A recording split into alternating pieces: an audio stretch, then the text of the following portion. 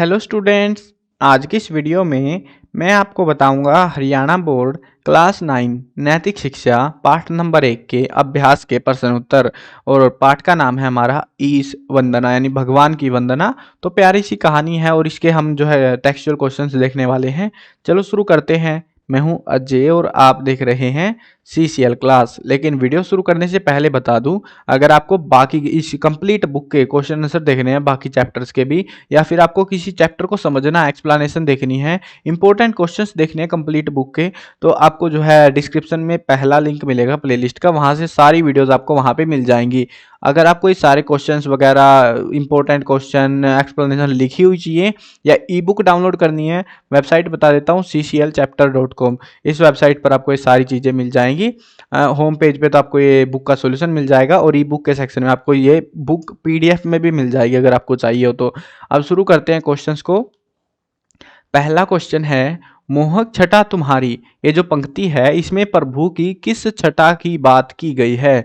मोहक छटा तुम्हारी, इसमें प्रभु के कण कण में समाने के बाद चारों तरफ मन को हर लेने वाली सुंदरता की बात की गई है। बहुत ही प्यारा सा क्वेश्चन और एग्जाम के लिए भी देखो मैं बताता चलूंगा, हर एक चैप्टर में बताऊंगा ये चीज मैं। अब वो आपके ऊपर है, आप करते हो इम्प्लीमेंट नहीं करते हो। मैं हर एक चैप्टर में बताऊंगा कि ये काम का क्वेश्चन है, इंपॉर्टेंट ऐसे मार्क कर दूंगा मैं, इंपॉर्टेंट है भैया ये, ठीक है। और ये जो है मुझे ठीक ठाक ही लग रहा है, तो जिसको मैं इंपॉर्टेंट मार्क करूँ उनको अच्छे से याद करना है, क्योंकि उनके चांसेस एग्जाम में ज्यादा रहेंगे आने के, ठीक है। आगे देखते हैं अगले क्वेश्चन को।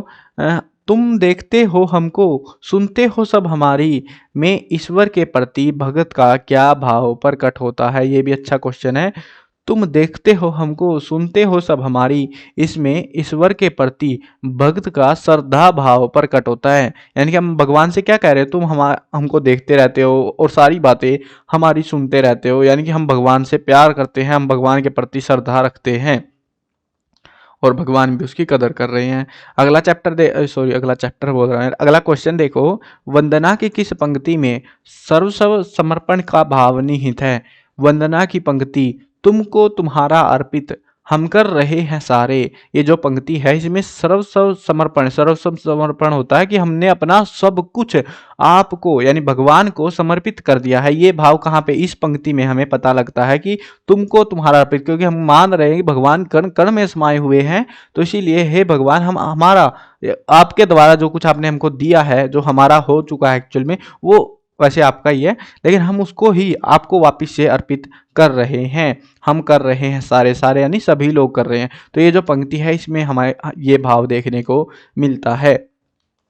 अगला प्रश्न देखो, इस वंदना की कुछ पंक्तियां स्वयं बनाओ और साथियों के साथ गुनगुनाओ। अब देखो ये मैंने छात्र स्वयं करे क्यों लिखा है, ये मैंने इसीलिए लिखा है, लिख तो मैं बना के भी देता आपके लिए पंक्तियां, लेकिन आपको जो है खुद से बनानी है। और खुद से बनाओगे ना, देखो एक्चुअली मैं रियलिटी बता देता हूँ। आप में से बहुत सारे स्टूडेंट बोलेंगे छोड़ क्वेश्चन को, परे हट, और हम बढ़ते हैं आगे। अगले क्वेश्चन पे टेप बनाया स्कूल वालों ने काम दे रखा लिखने के लिए।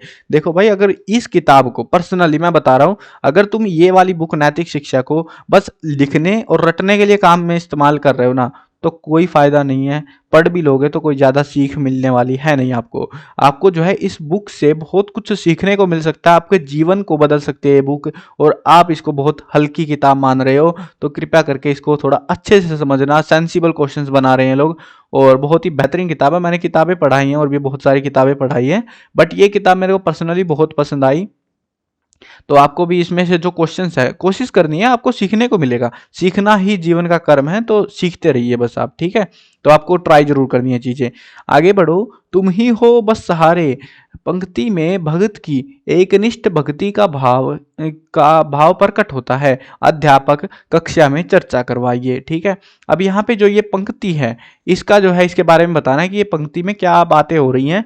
तुम ही हो बस सहारे, इस पंक्ति में भगत भगवान से अपने सभी पापों को नष्ट करने के लिए कहता है। क्योंकि ये हम क्या कह रहे हैं, पंक्ति का मतलब तो तुम्हें समझ आ गया होगा अगर चैप्टर की वीडियो देखी होगी तो। कहा यह गया है तुम ही हो बस सहारे, तुम ही हमारे इकलौते सहारे हो इस धरती पर। तो इसमें हम क्या कह रहे हैं, किस बात के लिए सहारा है भगवान? भगवान से हम शुरुआत में ही कहते हैं कविता के कि हे भगवान, आप हमारे सभी पापों को दूर कर दो। तो उन्हीं पापों को नष्ट करने के लिए भगवान जो है अभी हमारा इकलौता सहारा है, तो नष्ट करने के लिए कह रहे हैं। भगत भगवान की शरण में आया है और उसी को अपना इकलौता सहारा मान रहा है। तो ये बात यहाँ पे इस पंक्ति में ये भाव हमें देखने को मिलता है।